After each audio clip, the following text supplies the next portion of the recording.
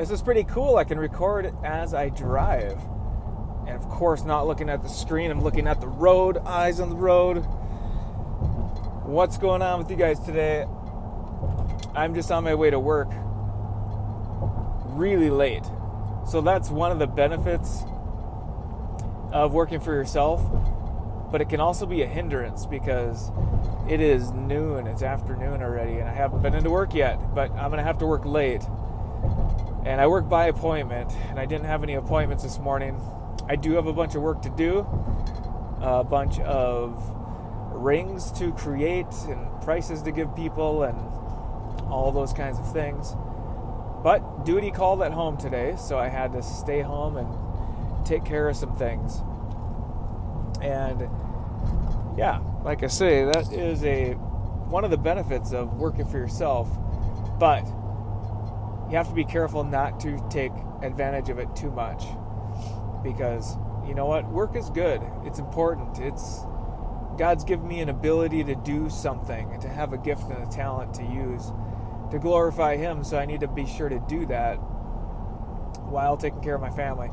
You know, it's interesting, online you got the grinders, you got the people who are saying just grind, work your 9 to 5, then work your 5 to 9, you know, but I don't think those people have families, or if they do, they don't ever see them. It's basically, you can work a 9 to 5, and then your 5 to 9 is spent with family, and eating, and cooking, and cleaning, and then you got to go 9 till midnight or 1 o'clock to do your second job, or your side hustle, or whatever it is, if you want to have any kind of time with people you love.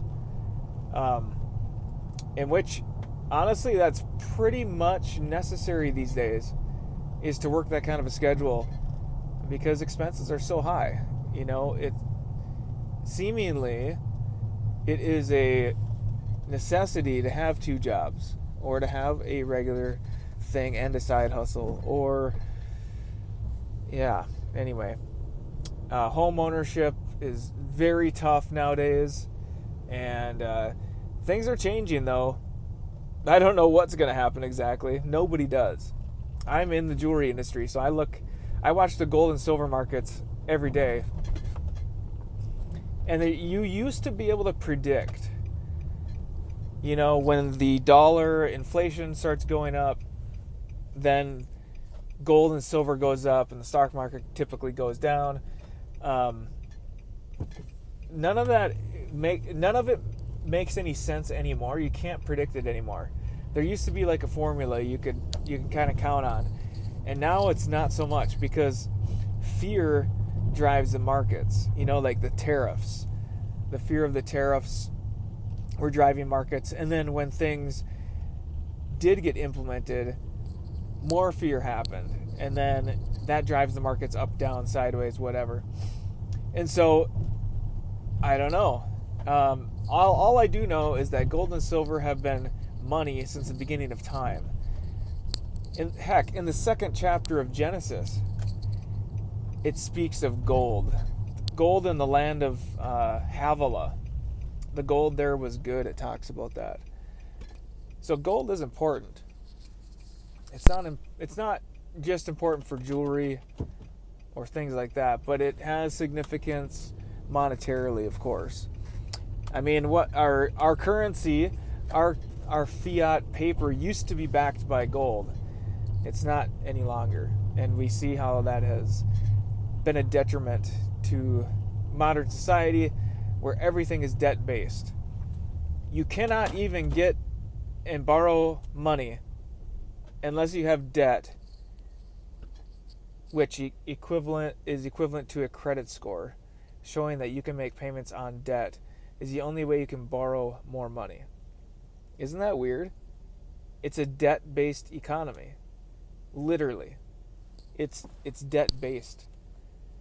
And then you get into the whole Social Security number thing, and how that is just an account number, and that we are all pretty much owned by this country, and they can rack up debt on our backs. It's so messed up. But anyway, I try not to get too far down the rabbit hole on that. I've already done a deep dive on that many, many times. And what I find is that I can't live there. None of us can. If you live there, you're always looking over your shoulder, and I've done it, wondering what's going to happen next. You get New World Order Freakout syndrome. I did that like 15 years ago, and it wasn't good. It wasn't good at all. And here I am 15 years later, things still haven't collapsed, and we keep going. So nobody knows what's going to happen in the future. You know, God does, and He can control everything, and He can let things happen as well. And so we see both. It's like this duality of things happening. I see both things happening simultaneously, and apparently that's part of how He operates. I don't understand it. No one does. But we have to keep going. We have to keep plugging on and moving forward and hoping for the best, preparing for the worst, and all that stuff.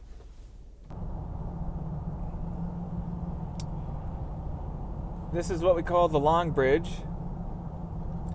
Lake Pend Oreille.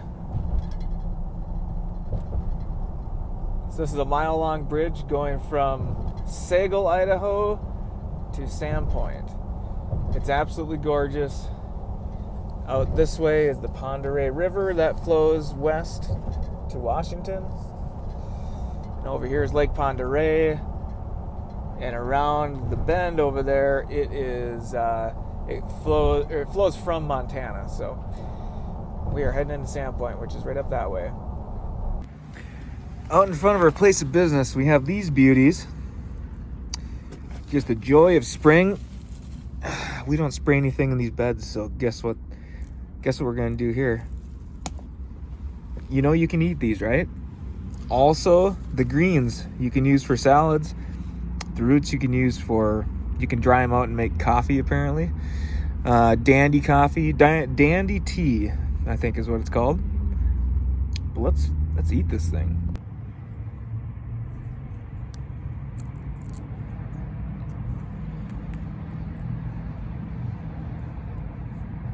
They're so good.